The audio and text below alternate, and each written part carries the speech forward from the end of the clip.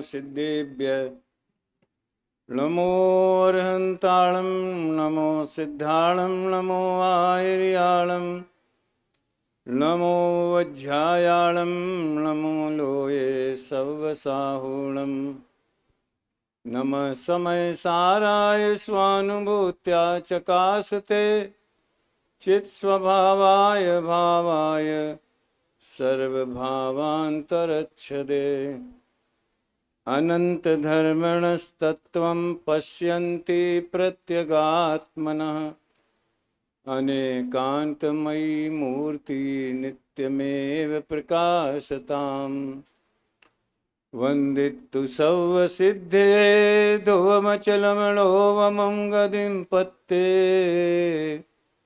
वोच्छामि समयपाहुड विणिमोसुय केवली बणिदम्।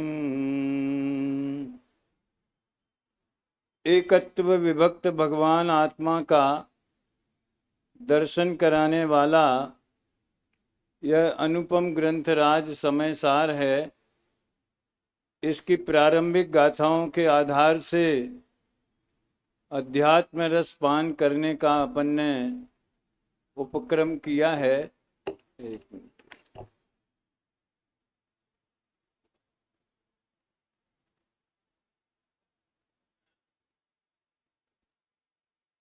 वहाँ हो रहा है ना, वहाँ भी हो रहा है ना। हाँ, चलो ठीक।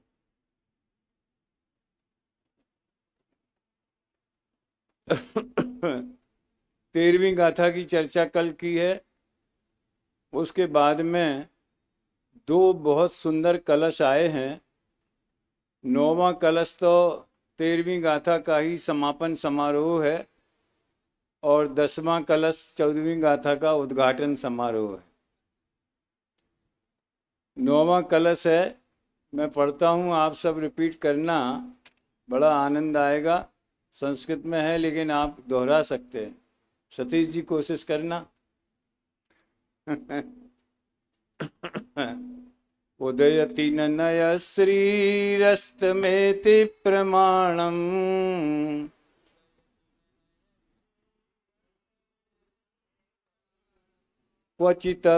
क्वचिदपि च न विद्मो याति निक्षेप चक्रम् न विद्मो याति निक्षेप चक्रम् किम परमभिदद्मो धाम्नि सर्वं कशेऽस्मिन् किम परमभिदद्मो धाम्नि सर्वं कशेऽस्मिन् अनुभवमुपयाते भाति न द्वैतमेव अनुभवमुपयाते भाति न द्वैतमेव। जो लोग थोड़ा गहरे स्वाध्यायी हैं, चिंतक हैं, उस वर्ग में प्रायः ये चर्चा चलती है कि जो स्वानुभूति का समय है, जब उपयोग अंतर्मुख होता है, क्षण भर निज रस को पी चेतन, तो वह क्षण जब आता है तब नए रहता है कि प्रमाण रहता है कि मति ज्ञान रहता है कि श्रुत ज्ञान रहता है, इसके ऊपर बड़ी चर्चा चलती। लेकिन ये कलश यहाँ तो ये कह रहा है, नयों की लक्ष्मी उदित नहीं होती। लक्ष्मी भी कह रहे, नयश्री, नयों की लक्ष्मी उदित नहीं होती। निक्षेप समूह कहाँ चला जाता है हमें पता नहीं चलता। प्रमाणों का समूह अस्त हो जाता है, एक अनुभव में चैतन्य ही भासित होता है। ये कलश इसलिए आया कि 13वीं गाथा की टीका में आचार्य अमृतचंद्र देव ने 9 तत्वों का विकल्प भी अभूतार्थ है। अभी बात 14वें में भी आएगी अभूतार्थ की। 9 तत्वों का भेद वो होता है लेकिन अनुभूति के काल में नहीं रहता। इसी तरह से उन्होंने द्रव्यार्थिक नय की परिभाषा बताई और पर्यायार्थिक नय की परिभाषा बताई। एक बहुत सुंदर पंक्ति उसमें आती है, मैं ध्यान दिलाना चाहता हूँ। नए 2 प्रकार के हैं, द्रव्यार्थिक और पर्यायार्थिक, शास्त्रीय शब्द हैं, लेकिन प्रयोग हम सब करते हैं, सबको पता है द्रव्यार्थिक पर्यायार्थिक। कुर्ता बनवाना हो तो कुर्ता का विकल्प आया तो ये पर्यायार्थिक नहीं हो गया, कपड़ा खरीदने जाएंगे तो द्रव्यार्थिक नहीं हो गया। सोने का हार बनवाना हो तो क्या बनवाना है, हार बनवाना है नया, तो पर्यायार्थिक नहीं हो गया। तो काय का बनवाना है तो सोने का बनवाएंगे और काय का बनवाएंगे, उसमें 2-4 हीरा भी जड़वा लेंगे, तो ये द्रव्यार्थिक नहीं हो गया है। एक बार हमारे बगल में मोटानी जी बैठे थे जयपुर के शिविर में, उद्घाटन समारोह, बोले यार ये द्रव्यार्थिक पर्यायार्थिक प्रमाण, इसको बहुत सरलता से अपन कैसे समझ सकते हैं। मैंने वहीं उनको बताया, सोने की अंगूठी, इसमें दोनों बराबरी पे हैं, न सोना मुख्य है न अंगूठी मुख्य है, प्रमाण का विषय हो गया। सुनार खरीदेगा तो सोने की कीमत देगा, अंगूठी की नहीं देगा, उसकी दृष्टि द्रव्यार्थिक नहीं पे है। और हम कहेंगे जे अंगूठी बेच दो या अंगूठी खरीद लो, तो हमारी मुख्यता पर्यायार्थिक नहीं की होगी। अंगूठी कहना ये पर्यायार्थिक न्याय का विषय है, सोना कहना ये द्रव्यार्थिक न्याय का विषय है, सोने की अंगूठी कहना प्रमाण का विषय। कहाँ कठिन बात है, हैं अनु भैया, कहाँ कठिन बात है। शुद्ध चैतन्यमय भगवान आत्मा इस दृष्टि से अपने को देखना तिनको करता हम तो न कहेंगे, वो पर्यायार्थिक नहीं की बात है दृष्टि द्रव्य पे है। तो भगवान आत्मा अकर्ता और अभोक्ता है, वो द्रव्यार्थिक नहीं की बात हो गई। और पर्याय में भी कर्ता और अकर्ता पने का विकल्प नहीं है, ये शुद्ध पर्यायार्थिक नहीं समझ लो। मुझे तो यहाँ थोड़ी सी दूसरी बात कहना है भैया, अगर समझ में आए तो। देखो, नए 2 प्रकार के हैं, द्रव्यार्थिक और पर्यायार्थिक। द्रव्य पर्यायात्मक वस्तु में जो नए मुख्य रूप से द्रव्य का अनुभव कराए वो द्रव्यार्थिक नए, मुख्य रूप से अनुभव कराए, या अनुभव मतलब ज्ञान कराए।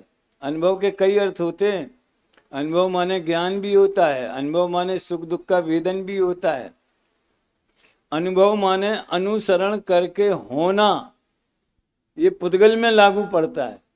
परमाणु भी अपने एकत्व स्वभाव का अनुभव करता है, ऐसे प्रयोग आते हैं जो नए उसी द्रव्य पर्यायात्मक, क्या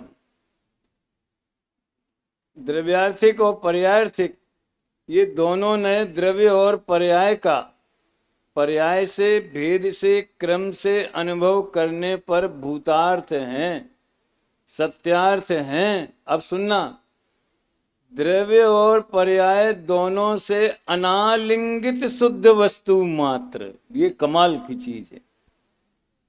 क्या राकेश भाई, द्रव्य और पर्याय दोनों से अनालिंगित यानी अनटच वो शुद्ध वस्तु है, न द्रव्य को छूती है न पर्याय को छूती है। अरे ये तो न्याय विरुद्ध हो गया। वस्तु द्रव्य पर्यायात्मक है, गुण पर्यायवान है, उत्पाद व द्रव्यात्मक है, उसे द्रव्यार्थिक और पर्यायार्थिक नय से बताया जाता है। और अगर द्रव्य और पर्याय 2 अंश न होते वस्तु में तो ये नए कहाँ से खड़े होते। लेकिन मुझे ये पंक्तियां बहुत प्रिय है, जैसे दादा को वो क्रमबद्ध पर्याय वाली जो है ना 308 गाथा वाली, जिसके लिए उन्होंने अमृत चंद्र की महिमा की है, क्रमबद्ध पर्याय में द्रव्य और पर्याय दोनों से अनालिंगित शुद्ध वस्तु मात्र जीव के चैतन्य मात्र स्वभाव का अनुभव करने पर वे अभूतार्थ हैं। 14वीं गाथा में भी अभूतार्थ की चर्चा आएगी, 11वीं गाथा में भी अभूतार्थ की चर्चा आई। बात इतनी सी है कि जैसे कि जो खीर में अनेक प्रकार के पदार्थ डाले गए हैं, पिस्ता है, बादाम है, किशमिश है, इत्यादि इत्यादि, तो जब डालेंगे तो सबका विकल्प आएगा, तो सब भूतार्थ हैं। इतना पिस्ता डालना, इतनी किशमिश डालना, इतना फलाना डालना, इतनी शक्कर डालना। जब स्वाद लेंगे तो सारा भेदभाव गौण हो जाएगा, तिरोभूत हो जाएगा, वो अनुभूति में नहीं रहेगा। तो अनुभूति के समय न द्रव्य का विकल्प होता है, न पर्याय का विकल्प होता है। ये बात प्रायः गुरुदेव श्री के प्रवचनों में चाहे जब आती है, वो पर्याय लक्ष्य करती है द्रव्य का, पर ये द्रव्य है, मैं इसका लक्ष्य करती हूं, ऐसा भेद का विकल्प नहीं होता। अनालिंगित वस्तु स्वभाव ने द्रव्य का भी विकल्प नहीं, पर्याय का भी विकल्प नहीं, तो किसका विकल्प? किसी का नहीं। तो स्वाद किसका? चैतन्य मात्र स्वभाव का अनुभव करने पर। तो ये भूतार्थ अभूतार्थ वाले बोल 9 तत्व में घटाए, द्रव्यार्थिक पर्यार्थिक नय में घटाए, नाम स्थापना द्रव्य क्षेत्र काल भाव में घटाए, यही 13वीं गाथा की टीका में है और प्रमाण में घटाए। चारों को इस तरफ से देखो तो भूतार्थ है, और एक शुद्ध चैतन्य मात्र का अनुभव करो तो वो अभूतार्थ है। ये चारों ही निक्षेप अपने अपने लक्षण भेद से विलक्षण अनुभव किए जाने पर भूतार्थ हैं, सत्यार्थ हैं, और भिन्न भिन्न लक्षण से रहित एक चैतन्य लक्षण रूप जीव स्वभाव का अनुभव करने पर अभूतार्थ है। बड़ा सुंदर प्रकरण है। थोड़ा सा भैया मुझे ऐसा लगता है कि जो सभा यहाँ है वो प्रबुद्ध है, कानों में तो बात पड़ी है, इस शब्दावली से तो परिचित है ही, इसलिए बिल्कुल ही जैसे कोई बालक अनपढ़ आदमी गांव का किसान इंग्लिश पिक्चर देख रहा हो है ऐसा तो नहीं है। क्यों भैया अनु, सबकी तरफ से आप भी कह सकते हो ना तो इसे विकल्प इसलिए आता, कौन समझेगा? ऐसा कोई प्रवचन नहीं है जो सबकी समझ में पूरा पूरा आ जाए, और ऐसा कोई प्रवचन नहीं है जो किसी की समझ में कुछ भी न आए, सब मध्यांतर है। तो बात तो अपने को अपने हिसाब से चलनी। तो ये कहाँ से, ये कलश यहाँ से जन्मा, इस टीका ने इस कलश को जन्म दिया। नयों की लक्ष्मी नय को न लेस, पर मान को न परवेश, निक्षेपे के अंश को विध्वंस होत जात है, जे जे वस्तु साधक हैं तेई तहाँ बाधक हैं, बाकी राग द्वेष की दशा की कौन बात है। गजब किया है, गजब किया है बनारसी दास जी ने। भाई साहब तो चुन चुन के जो सम्यक दृष्टि की भेद ज्ञान प्रधानता वाले कलश हैं वो परोस रहे हैं, बढ़िया हैं। जे जे वस्तु साधक हैं, तो व्यवहार में साधक है कि नहीं? निचली भूमिका में साधक कहा जाता है, क्योंकि आए बिना रहता नहीं है। तेई तहाँ बाधक हैं। अब जो लोग वहीं अपने गांव से गए हैं, मतलब यहीं के लोकल हैं, किसी न किसी साधन से आए होंगे।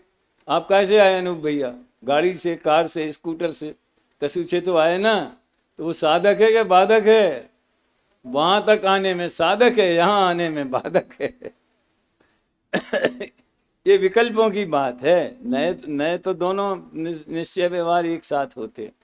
अब मजे की बात यह है, यहाँ तो कह दिया नए प्रमाण निक्षेप कुछ भी नहीं रहता, यानी किसी का विकल्प नहीं रहता। इसको यूं भी कहो, निर्विकल्प नए प्रकट होता है, निर्विकल्प प्रमाण प्रकट होता है। समझ में आया? अब वो 10वां कलश बोलना सभी भैया, हाथ जोड़ना।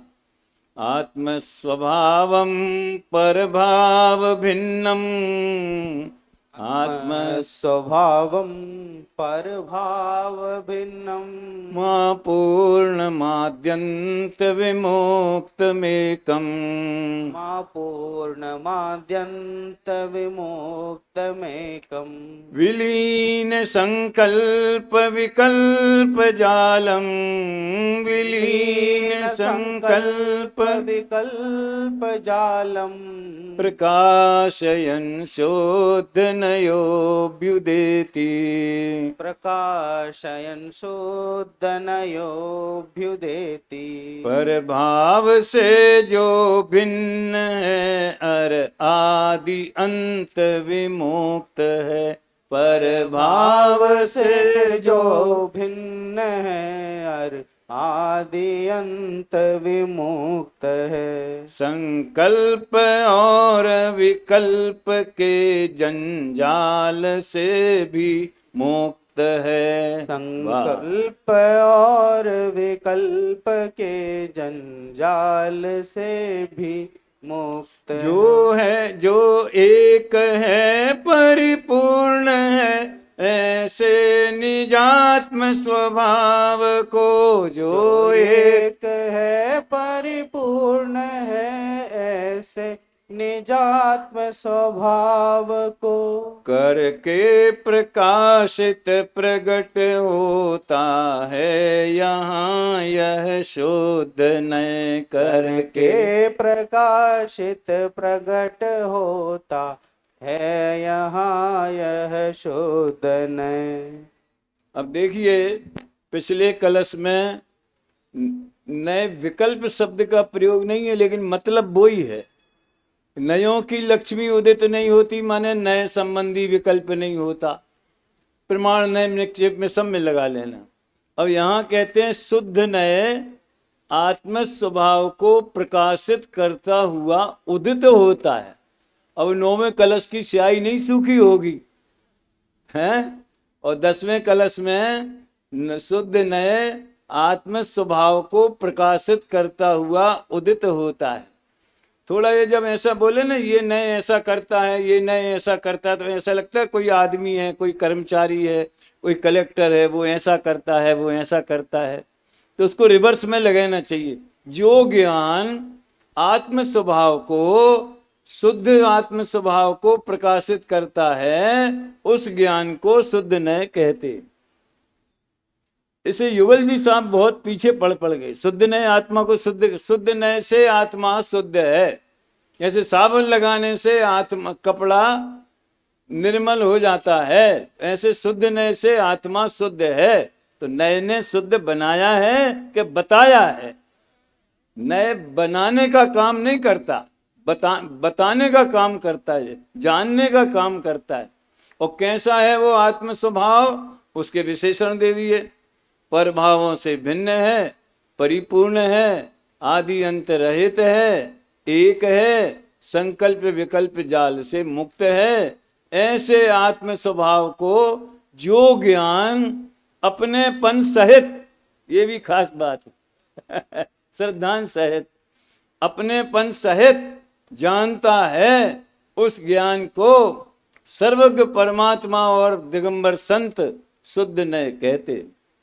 इस कलश से जितने भी अगर कोई मन में संशय हो कि अनुभूति में नए रहता है कि प्रमाण रहता है कि क्या होता है, उन सब का समाधान ये दोनों कलशों से आराम से हो जाता है।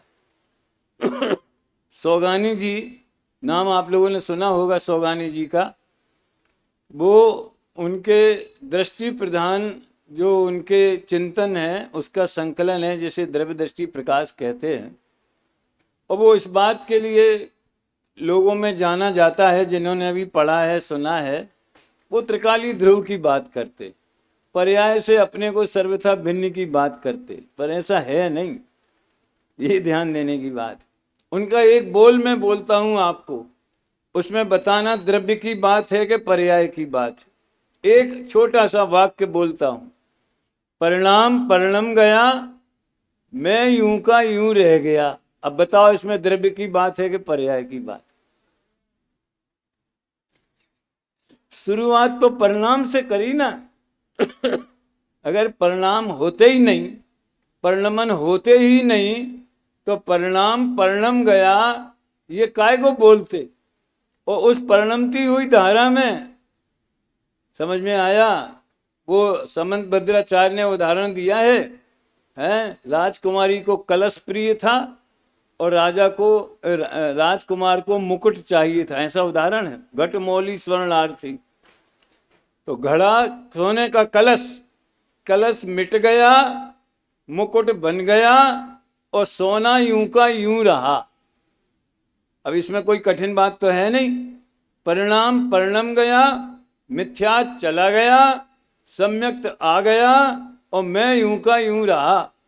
क्या नाम है? अरे संसार चला गया, सिद्धत्व आ गया और मैं यूं का। और सौगानी जी ने कही तो अपन को ऐसा लगता है कि वो जरा ज्यादा ही दृष्टि की बात हो गई। और जो निगोद में सो ही मुझ में, सो ही मोख मझार। इसमें बताओ किसकी बात? द्रव्य की के पर्याय की? अरे नाम तो पहले पर्याय का लिया, निगोद। जो निगोद में सो ही मुझ में, यहां मुझ का अर्थ ज्ञायक नहीं है, जो में, जो का अर्थ ज्ञायक भाव है? लेकिन जो निगोद में सोई मुझ में माने वर्तमान मनुष्य पर्याय में, और सोई मोख मझार यानी भविष्य काल में, त्रिकालवर्ती पर्यायों में, जो इधर वो इधर, वो उधर, वो ही में। इस तरह ये द्रव्य पर्याय की संतुलित व्याख्या है। लेकिन ये कब कब अनुभूति में आती है? जब लक्ष्य द्रव्य की ओर हो, अपनापन हो। तो 9वें और 10वें कलश इस दृष्टि से बड़े मार्मिक हैं। अभी अपन 14वीं गाथा प्रारंभ करते। विषय वही चल रहा है। 11वीं से जो व्यवहार अभूतार्थ वाली कथा प्रारंभ हुई है, वो भैया उस दिन जो हमने कहा था परसों शायद, यहाँ से लेके जाएं इस शिविर की स्मृति में, तो क्या लेके जाना आप भूल गए होंगे, मैं दोबारा याद दिला देता हूँ। व्यवहार नय का ग्रहण और त्याग क्रिया में नहीं होता, ज्ञान में होता है। ज्ञान ही वस्तु को व्यवहार से जानता है। समझ में आए ना? यूं कहो कि वस्तु को पर्याय की मुख्यता से, भेद की मुख्यता से जो ज्ञान जानता है, उस ज्ञान को व्यवहार नहीं कहते हैं। और जो ज्ञान वस्तु को गुण पर्याय के भेद से भी रहित, यह कितनी दफे लिखा होगा, 4 दफे 13वीं गाथा की टीका में, चैतन्य स्वभाव का अनुभव करते, चैतन्य स्वभाव का अनुभव करते। इसलिए तो मैं उस बोल को बहुत याद करता हूं। कौन सा? सर्व भेद जिसमें रहित हैं, ऐसा चैतन्य भाव सो पारणामिक भाव। निश्चयाभासी प्रकरण में टोडरमल जी ने लिखा। तो इस तरह से व्यवहार माने हमारी नजर अगर क्रिया पे जावे, पीला दुपट्टा पहने, सफेद दुपट्टा पहने, पूजा करते हुए, प्रक्षाल करते हुए, आज उपवास करते हुए, वो तो शुभराग है और वो शारीरिक क्रियाएं हैं, भूमिकानुसार हुए बिना रहती नहीं है।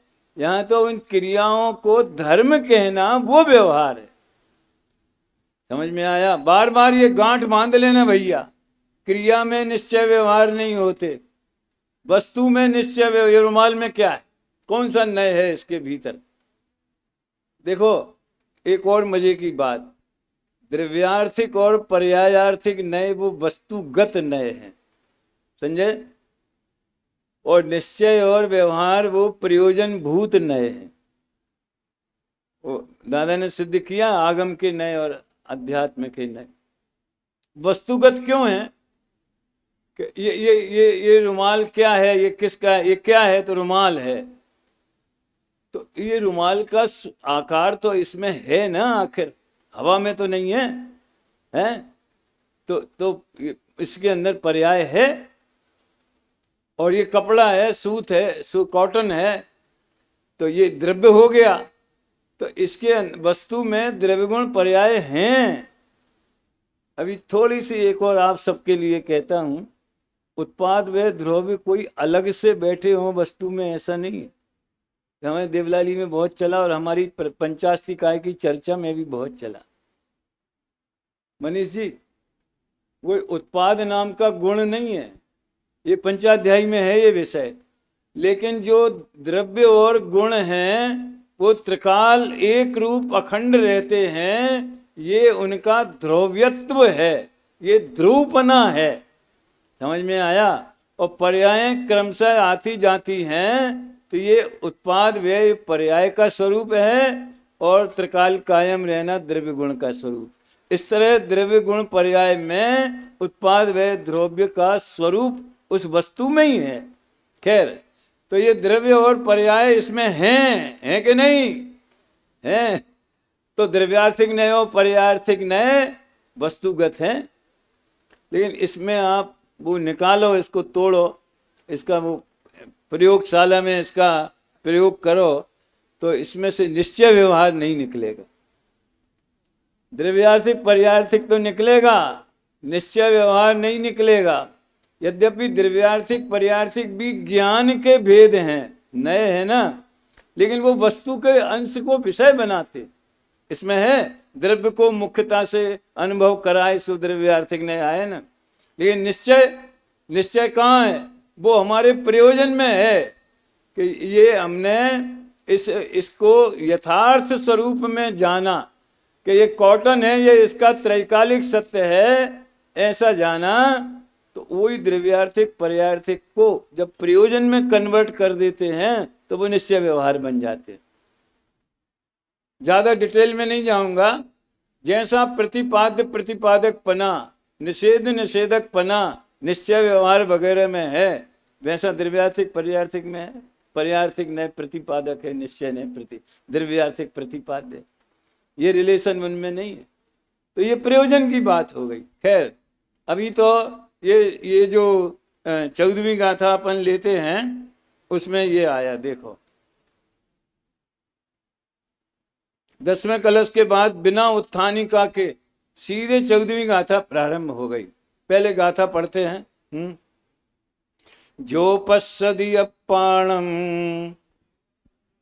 पानम अबद्ध पुष्ठम अनन्यम नियदम अवद्धपुष्ठम अनन्यम नियदम अविशेषमसंयुक्तम अविशेषमसंयुक्तम तम शुद्धनयम वियाणी तम शुद्धनयम वियाणी अबद्ध पुष्ठ अनन्य नियत अविशेष जाने आत्म को अबद्ध पुष्ठ अनन्य नियत अविशेष जान आत्म को संयोग विरहित भी कहे जो शुद्ध नय उसको कहें। संयोग विरहित भी कहे जो शुद्ध नय उसको कहे। भैया, जब जब भी ये शुद्ध नय की बात,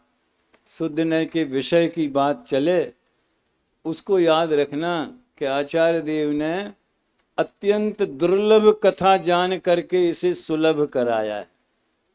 ये मार्मिक बात है, ये दुर्लभ है। कौन कहे? भाई साहब ने वो याद किया था, मैं भी बहुत याद करता हूँ। बताइए मर्म हरे है कौन, तुम्हारे बिन वैदेही नाथ। 11वीं गाथा का भावार्थ में प्राणियों को भेद का, संयोग का, विकार का, पुण्य पाप का अपनेपन के रूप में स्वाद अनादिकाल से है। इसलिए कहते व्यवहार का पक्ष अनादिकाल से। 7वें अधिकार वाला व्यवहाराभास अलग है, ये अग्रहित व्यवहाराभास है। अनादिकाल से जो पर्याय मिली उसमें तन्मय हो। कल तो भाई साहब ने बहुत बताया था, रात को अभिनंदन जी ने, है जो पर्याय मिली उस प्राप्त पर्याय में तन्मय हो गया। प्राप्त पर्याय यही तो व्यवहाराभास है। व्यवहाराभास क्यों है? कि जीव को उस पर्याय से जानना, उस दृष्टि से देखना, वो व्यवहार है। गधे की पर्याय में अपने को गधा मान लिया, घोड़े की पर्याय में घोड़ा मान लिया, स्त्री की पर्याय में स्त्री मान लिया। तो ऐसा उस दृष्टि से मात्र जानना वो व्यवहार है, और अपने को वैसा ही अनुभव करना वो व्यवहाराभास हो गया। ये अग्रहित मिथ्यात है। तो यहाँ शुद्ध नय की परिभाषा बताई जा रही है, अथवा यूं कहो कि शुद्ध नय के माध्यम से, शुद्ध नय की भाषा में वो ही एकत्व विभक्त आत्मा। कौन? वो जो 6वीं गाथा में कहा था प्रमत्त नहीं है, अप्रमत्त नहीं है। 7वीं गाथा में कहा कि जिसमें ज्ञान दर्शन चारित्र का भेद भी नहीं है, ऐसा जो भगवान आत्मा, अब पुनः 14वीं गाथा में उसकी कथा प्रारंभ होती। बीच में वो आ गई 8वीं से 12वीं तक निश्चय व्यवहार संबंधी, 13वीं में सूचना आ गई, 14वीं में बात खड़ी हो गई। 15वीं में अनुभव की कला सिखा देंगे, 16वीं में अनुभव की प्रेरणा देंगे, 17वीं 18वीं में उदाहरण से बता देंगे। लिंक बैठाना चाहिए है? एक मोती से दूसरा मोती बंधा हुआ है, तो कौन सा धागा अंदर दोनों को बांधे हुए, अन्वय द्रव्यार्थिक नए बड़ा आनंददायक है। देखो, मुझे तो इसमें केवल मूल पूरी टीका तो नहीं पढ़ूंगा, इसकी थीम क्या है। इसमें ये लिखा है कि अबद्ध, स्पष्ट, अनन्य, नियत, अविशेष और असंयुक्त 5 बोल हैं।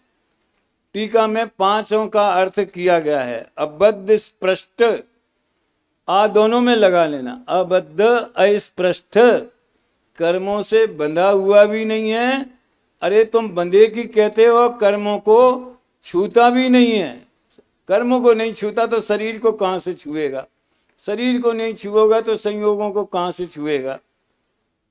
अनन्य, अनन्य माने ये जुदी जुदी जो पर्याय हैं, मनुष्य, देव, नार की त्रियंच, इन सब में वही जो निगोद में सोही मुझ में सोही मोख मझार, वो अनन्य जो है वो अनन्यपन, अनन्य यानी अन्य नहीं है, वो का वो ही है।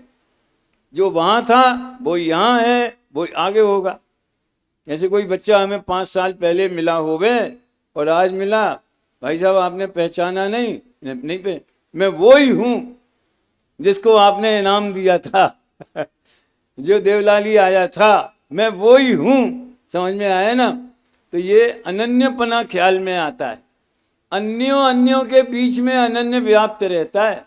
बिल्कुल वो एक ही उदाहरण ध्यान में रखना, मोतियों के बीच में हार, वो धागा वो उनको बांधे रखता है। तो अनन्य माने असमान जाति पर्यायों में अखंड पने एक जो चिद भाव है वो। नियत माने अपने स्वभाव में सदा स्थिर रहने वाला।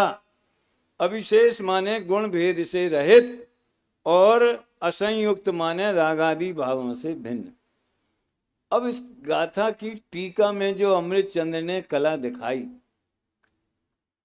प्राय ये कहा जाता है कि जैसेनाचार्य ने 11वीं गाथा की टीका में व्यवहार अभूतार्थ है और भूतार्थ भी है। व्यवहारो अभूयत्थो भूयत्थो, उनने वहां कामा लगाया। अमृतचंद्र देव ने व्यवहारो अभूयत्थो यही कॉमा लगा दिया। वो सुना होगा आप लोगों ने, इधर का उधर कामा हो जाए तो अर्थ बदल जाता है। अरे रोको रोको मत जाने दो रोको के बाद में कामा लगाया तो रोको मत जाने दो, रोको मत तो क्या फर्क हुआ? इधर का कामा उधर हो गया, अर्ध विराम, तो अर्थ पलट गया पूरा। ऐसे ही व्यवहारो अभूयत्थो, व्यवहार अभूतार्थ है। अमृत जैसे कहते हैं व्यवहार अभूतार्थ है और भूतार्थ है।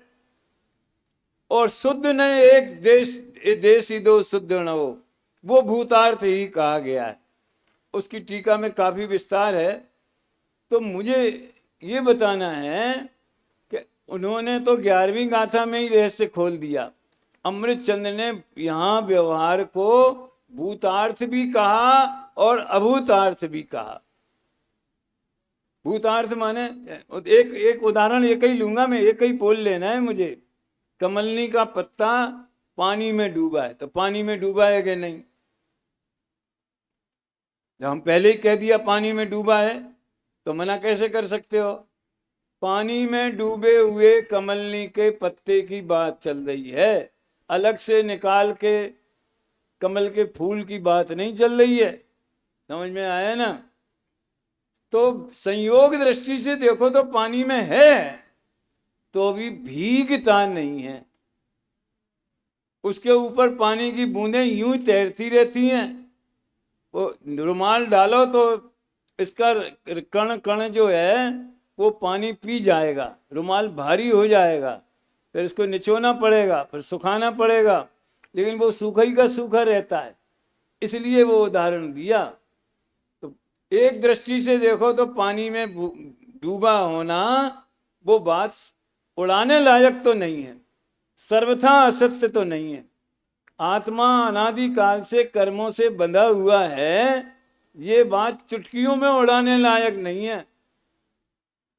देखो, शुद्धने की प्रधानता से कथन ज्यादा इसलिए किए जाना चाहिए और किए जाते हैं कि लोगों को वो बंधा हुआ, कर्मों से बंधा हुआ, कर्मों से दुखी हुआ, यही बात दिमाग में भरी हुई है। उसको निकालने के लिए शुद्धने की प्रधानता के कथन ज्यादा होते हैं समय सार आदि अध्यात्म शैली में। लेकिन समय सार में भी व्यवहार को भूतार्थ भी कहा है।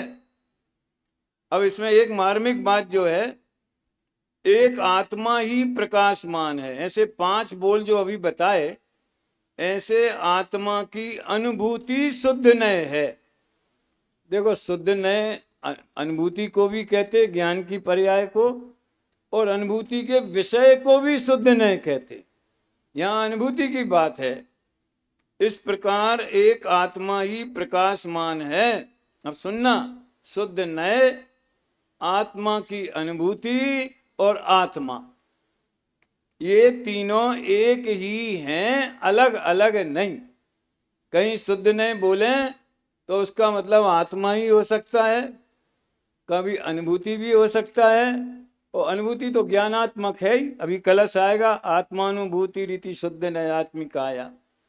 अपन को ये समझना है कि हमारा स्वरूप क्या है, अपनी प्रयोजनभूत बात ये है।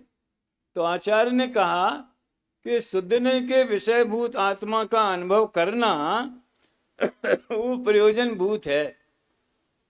तो शिष्य ने पूछा, हम तो अनादि से कर्मों से बंधे हुए, तो ऐसे आत्मा की अनुभूति कैसे हो सकती? जो आत्मा में अनादि से राग द्वेष, मोह राग द्वेष हैं, अनादि से शरीर धारण कर रहा है, तो ऐसे आत्मा की अनुभूति कैसे हो सकती है?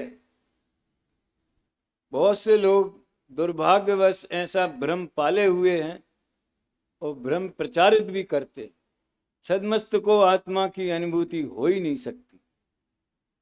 जिन संतों ने आत्मा की अनुभूति की प्रेरणा दी है, उसका मार्ग बताया है, उसी मार्गानुगामियों से ये सुनने मिलता है कि सदमस्त को आत्मा की अनुभूति हो, हाँ रुचि हो सकती, भरोसा हो सकता है कि आत्मा है। वकील साहब, भरोसा हो सकता है कि आत्मा है, अनुभूति नहीं हो सकती।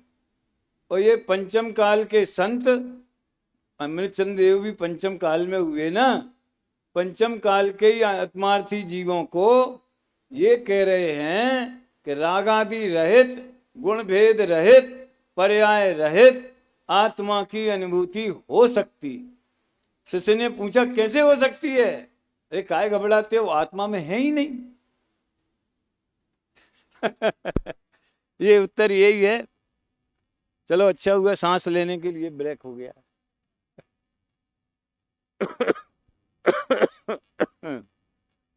सुनो, आ रही ना आवाज? अभी नहीं तो आवाज आएगी। बद्ध स्पष्ट आदि भावों के अभूतार्थ होने से ये अनुभूति हो सकती है। जैसे ज्ञायक भाव, चिन्मात्र भाव, चैतन्य स्वभाव वो त्रिकाल विद्यमान है, तो जो है उसका लक्ष्य करके उसका स्वाद लिया जा सकता है। और जो नहीं है तो उससे भिन्न आत्मा का अनुभव करने में क्या दिक्कत है? हम आपसे कहें ज्ञान से भिन्न आत्मा का अनुभव करो, चैतन्य से भिन्न आत्मा का अनुभव करो, तो आपको ये तो असंभव है, और अनादि से हम कर ही रहे, वो तो मिथ्या है। हम तो चैतन्य से भिन्न ही आत्मा को देख रहे, हम शरीर ही में आत्मा देख रहे, हम तो राग द्वेष में ही आत्मा को देख रहे।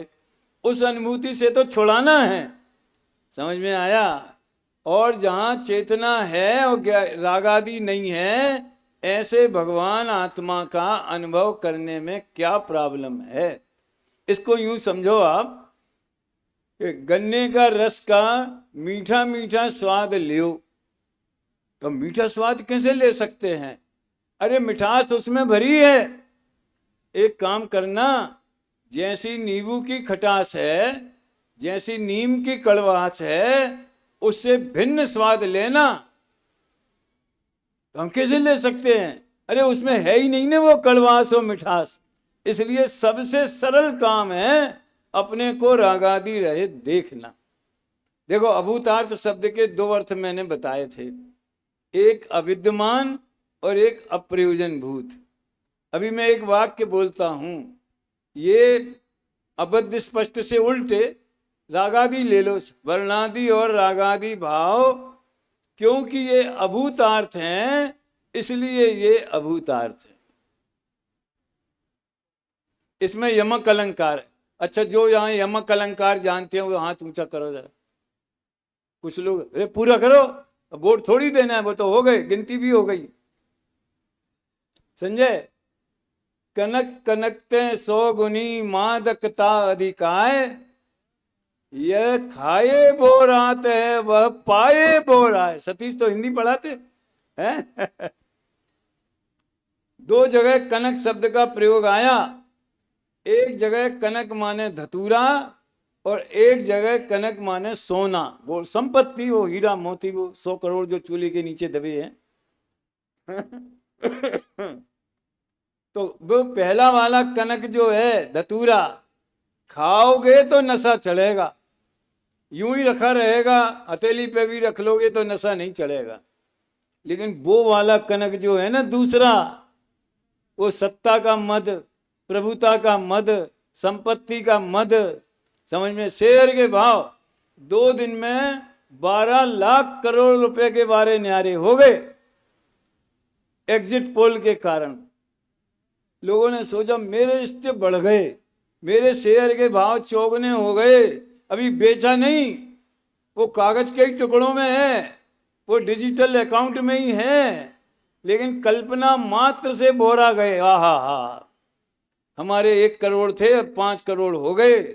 समझ में आया ना? फिर जहां के तहां आ गए। ये खाए बोरात है वो पाए बोरात, पाने से भी नहीं, पाने की कल्पना मात्र से। अब ये काय को ले आए बीच में, थोड़ा आपकी थकान कम हो जाए, है, थोड़ा आपको और अट्रैक्शन बढ़ जाए। अभूतार्थ है इसलिए अभूतार्थ है। पहला अभूतार्थ माने आत्मा के स्वभाव में नहीं है, तो अविद्यमान अर्थ हो गया।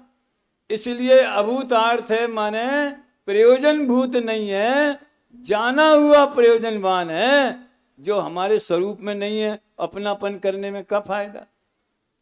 वो कहते हैं ना, वो पत्थर से सिर फोड़ोगे तो सिर फूटेगा कि पत्थर फूटेगा? तो जो अपना नहीं है उसे अपना मानेंगे तो जो हो रहा है वो ही होगा। एक कविता मैंने लिखी है मेरी रचनाओं की, उसमें आने वाली है, जो अपना नहीं उसके अपनेपन में जीवन चला गया, पर मैं अपनापन करके हा मैं अपने से चला गया, मैं अपने से चला गया। और भी बहुत सारे हैं, 4-5 छंद हैं। जग में ऐसा हुआ कौन जो अपने से ही हारा, कोई दूसरा हमें पराजित नहीं करता, हम स्वयं अपने मोह राग द्वेष से पराजित होते हैं। जग में ऐसा हुआ कौन जो अपने से ही हारा, जिसकी परिणति को अनादि से मोह शत्रु ने मारा, जिसने जिसको अपना माना। अशोक, जिसने जिसको अपना माना उसे छोड़ वह चला गया, पर मैं अपनापन करके, हाँ मैं अपने से चला गया। ये पर 5 तरह के पर हैं और उन 5 से भिन्न एक स्व है। बद्ध स्पष्ट आदि भाव, ये 5 भाव ये अभूतार्थ हैं। इसलिए क्यों अभूतार्थ हैं? क्योंकि आत्मा में है ही नहीं, तो उससे भिन्न आत्मा की अनुभूति हो सकती। तो इसकी टीका में आचार्य देव ने दोनों तरफ से बात की है। संयोग दृष्टि से देखो तो हाँ, कमलनी पत्र पानी में डूबा है। एक कमलनी पत्र के स्वभाव के समीप जाके देखा जाए तो कौन जाएगा समीप? हाथ लगाने की बात नहीं है, ज्ञान जाएगा। वो पत्ता तो वहीं रहेगा, उसे पानी से निकालो मत। पहले भरोसा करो, पानी में होने पर भी पानी से भीगता नहीं है। ऐसे कर्मों में रहने पर भी कर्मों से अछूता, रागादि होने पर भी रागादि से अछूता, अरे गुणभेद होने पर भी गुणभेद से अछूता। ऐसा एक अखंड शुद्ध चैतन्य भाव उसकी अनुभूति हो सकती है। उसे जैसे नाचार्य ने 50 जगह, सैकड़ों जगह स्वसंवेदन ज्ञान और वीतराग शब्द से लोग कंफ्यूज हो गए, वो वहां ऊपर के गुण स्थान में पहुंच गए। वो स्वसंवेदन ज्ञान ही राग रहित अनुभूति है, वो स्वयं वीतरागी। समय हो गया। कल अपन सामान्य ज्ञान का आविर्भाव, कल की फिल्म बता देता हूं भैया, जो जा रहे हो वो टिकट कैंसिल करा ले। सामान्य ज्ञान का आविर्भाव और ज्ञेयाकार ज्ञान अनुभूति की पद्धति क्या है? 5 भावों से रहित आत्मा को अनुभूति कैसे कर सकते हैं, उसकी चर्चा 15वीं गाथा के माध्यम से कहेंगे। फिर अपन 17वीं 18वीं पर आएंगे। अभी यहीं विराम लेते हैं।